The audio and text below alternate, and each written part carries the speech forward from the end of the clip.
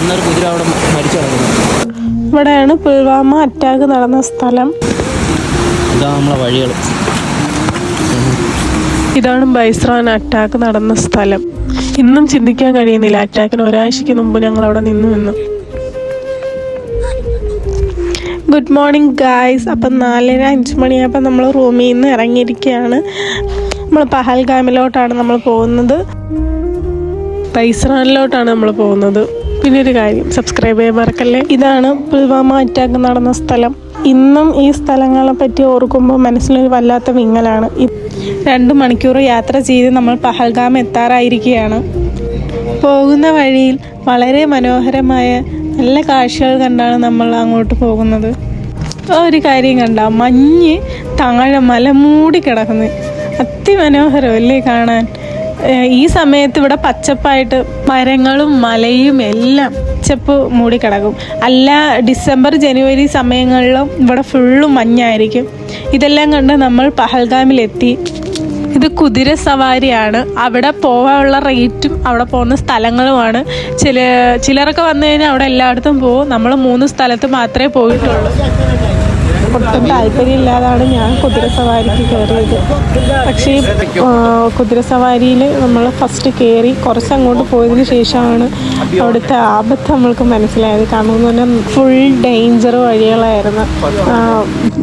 അവിടുത്തെ സ്ഥലങ്ങളൊക്കെ സൂപ്പർ തന്നെ, പോകുന്ന സ്ഥലങ്ങളും എല്ലാം സൂപ്പർ തന്നെ. പക്ഷേ കുതിരയ്ക്ക് പോലും പോകാൻ പറ്റാത്ത വഴികളായിരുന്നു അവിടെ എല്ലാം. ഇതാണ് ബൈസ്രാൻ വാലി കവാടം.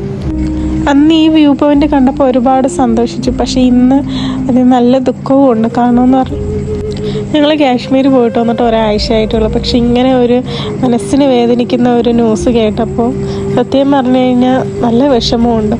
ഞങ്ങളിപ്പോൾ നിൽക്കുന്നത് ബൈസ്രാൻ വാലിയിലാണ്. അവിടെയാണ് അറ്റാക്ക് നടന്ന സ്ഥലം. ഞാൻ നിങ്ങളോടൊരു കാര്യം പറയാം. എനിക്ക് എൻ്റെ ഇതിൽ തോന്നിയൊരു കാര്യമാണ്. കാരണം എന്ന് പറഞ്ഞു കഴിഞ്ഞാൽ ഞങ്ങൾ പഹൽഗാമിൽ ചെന്ന് ഇറങ്ങിയിട്ടു കുതിരസവാരി നടക്കുന്ന ഇടയിലൊന്നും ആർമിക്കാരെ കണ്ടിട്ടില്ല. അതും എൻ്റെ ഭർത്താവ് എന്നോട് സൂചിപ്പിച്ചിരുന്നു. അതും കൂടാതെ ശ്രീനഗറിൽ ഒരുപാട് ആർമിക്കാരെ ഞങ്ങൾ അവിടെയും കണ്ടു. ഞങ്ങൾ പഹൽഗാമിൽ വരുന്ന വഴിയിലും ഒന്നും കണ്ടിട്ടില്ല.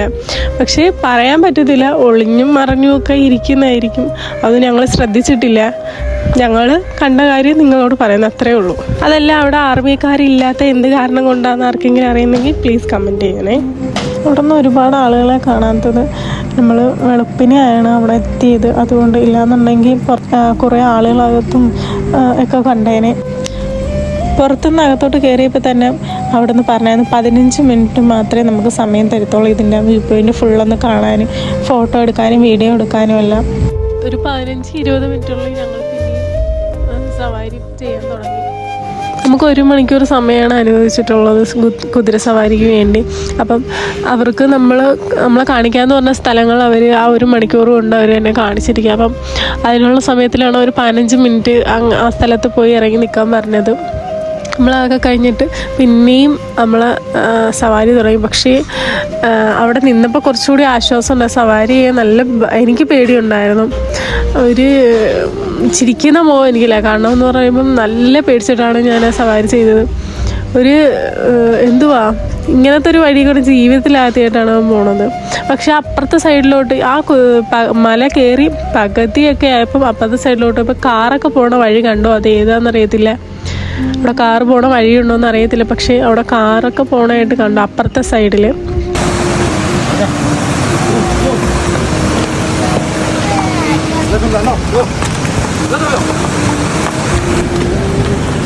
പോകാനൊക്കെ ബുദ്ധിമുട്ട് തന്നെ. ഇയാൾക്ക് വന്നൊരു കുതിര അവിടെ മരിച്ചു കിടക്കുന്നു. നമ്മളെ കാണിച്ചതിൻ്റെ അകത്ത് നമുക്ക് തന്നെ ഇരിക്കാൻ പാടാം. അതുകൊണ്ടാണ് കാണിക്കാത്ത. വഴികളൊക്കെ അങ്ങനത്തെ വഴികളാണ്. ഓക്കെ ടീക്ക്.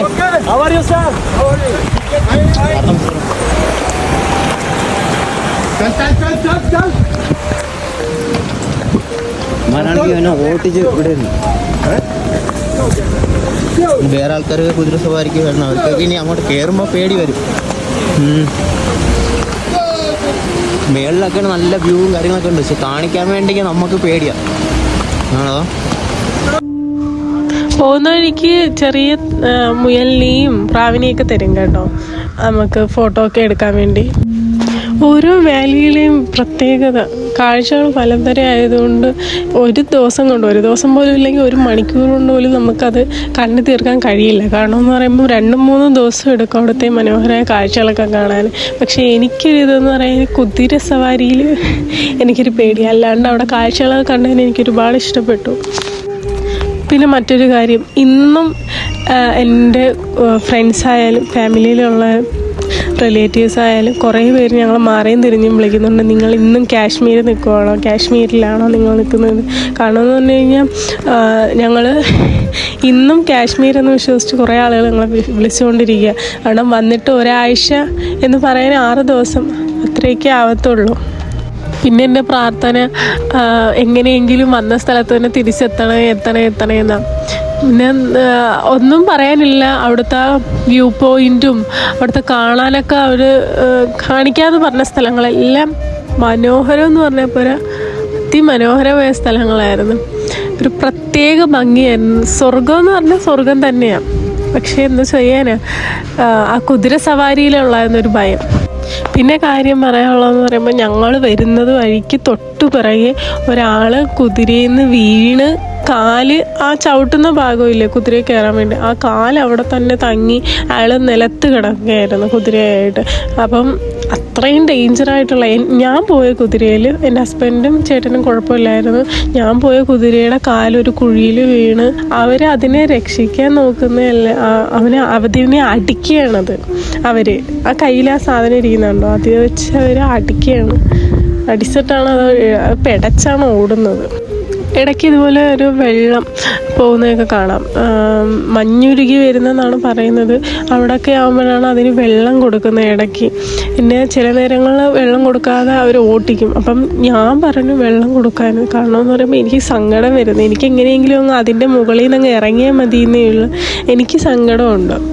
എനിക്ക് നിങ്ങളോടാണ് ചോദിക്കാനുള്ളത്, നിങ്ങൾ ആരെങ്കിലും കണ്ടിട്ടുണ്ടോ ഇങ്ങനെ ഫുഡ് കൊടുക്കുന്നത് കുതിരയ്ക്ക്? ഞാൻ ശ്രദ്ധിച്ചതില്ല, ഞാൻ പോയി നോക്കിയിട്ടൊന്നും അവിടെ ആരും കണ്ടിട്ടില്ല. ഫുഡ് കൊടുക്കുന്നതായിട്ടൊന്നും ഞാൻ കണ്ടില്ല. എൻ്റെ ഫ്രണ്ടൊക്കെ പോയിട്ടുള്ള അവരുടെ അടുത്തൊക്കെ ചോദിച്ചിട്ട് അവർ പറഞ്ഞു ഫുഡ് കൊടുക്കുന്നത് നമ്മളും കണ്ടിട്ടില്ല. ചിലരൊക്കെ പറയുന്നത് അതിന് വെള്ളം മാത്രം കൊടുക്കുക. അറിയത്തില്ല. എൻ്റെ കുതിരയ്ക്ക് കണ്ണങ്ങാണ്ട് വയ്യാന്ന് അവർ മരുന്നൊക്കെ ഇട്ട് കൊടുത്തിട്ടാണ് കൊണ്ടുവന്നത്. പിന്നെ ഞങ്ങൾ താഴെ എത്തി, എനിക്ക് സമാധാനമായി. ഞങ്ങൾ അവിടെ വന്ന് നിന്നപ്പോഴാണ് എനിക്ക് ശ്വാസം നേരെ വീണത് തന്നെ.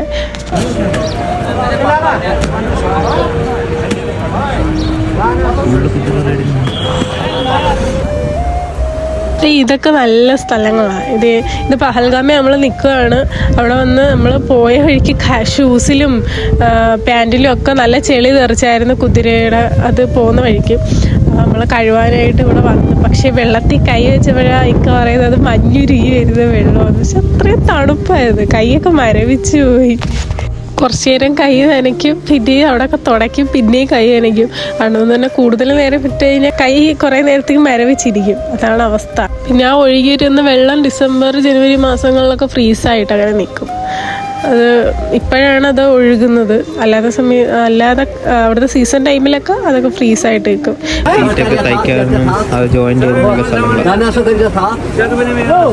അതും ഈ സൈഡിലൊക്കെ തന്നെ ഉണ്ടാവും. അവരിതൊക്കെ ഓരോ ലെതറിൻ്റെതും എല്ലാം റെഡിയാക്കുന്നു.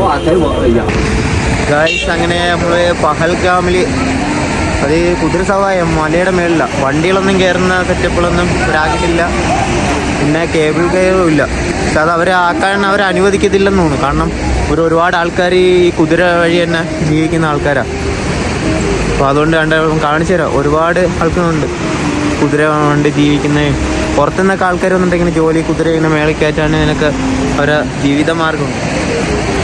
മുഖമൊക്കെ ഒരുമാതിരി ചെയ്യുന്നല്ലേ, തണുപ്പടിച്ചിട്ട് മുഖമൊക്കെ ഒരുമാതിരി. പിന്നെ ഫുഡും കാര്യങ്ങളൊന്നും കറക്റ്റ് ഇതാവുന്നില്ല.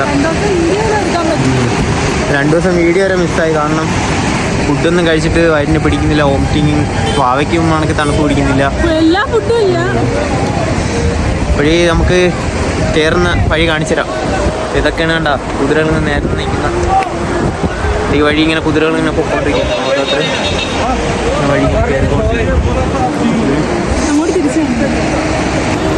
അതൊക്കെ ഇങ്ങനെ കുതിര സവാരിക്ക് വേണ്ടി ഇങ്ങനെ നിർത്തിക്കുന്ന വഴിയൊക്കെ ഇങ്ങനെ മോശപ്പെട്ടാണ്. കച്ചറ ഇങ്ങനെ ഉമ്മക്കൊരു ഗിഫ്റ്റ്, ബർത്ത്ഡേയിലൊക്കെ ഒരു ഗിഫ്റ്റും വാങ്ങിച്ച് ഞങ്ങൾ അടുത്തുള്ള തന്നെ ഒരു ഗാർഡൻ എന്നാണ് പറഞ്ഞത്. നമ്മളങ്ങോട്ട് പോവുകയാണ്. ഒരു പാലം കയറി നടന്ന് അപ്പുറത്തെത്തുമ്പോൾ ഗാർഡൻ എത്തി, അത്രയേ ഉള്ളൂ. ഞങ്ങൾ അവിടെ പോയി ചെന്നിറങ്ങി ഉടനെ തന്നെ ഒരു മഴക്കോളൊക്കെ വന്ന് പോയപ്പോഴേ ഒരു കാറ്റൊക്കെ ഉണ്ടായിരുന്നു. ഞങ്ങൾ പോയ സമയത്ത് മഴയാന്ന് കഴിഞ്ഞ വീഡിയോയിൽ ഞാൻ പറഞ്ഞായിരുന്നു. അവിടുത്തെ ഒരു സ്റ്റൈൽ ഡ്രസ്സ് ഉണ്ടല്ലോ, ആ ഡ്രസ്സ് വിട്ട് ഞാൻ കുറച്ച് വീഡിയോ ഫോട്ടോ ഒക്കെ എടുക്കുന്നതിന് മഴ വരുന്നു, മഴ പെയ്യുന്നു, ഓടുക.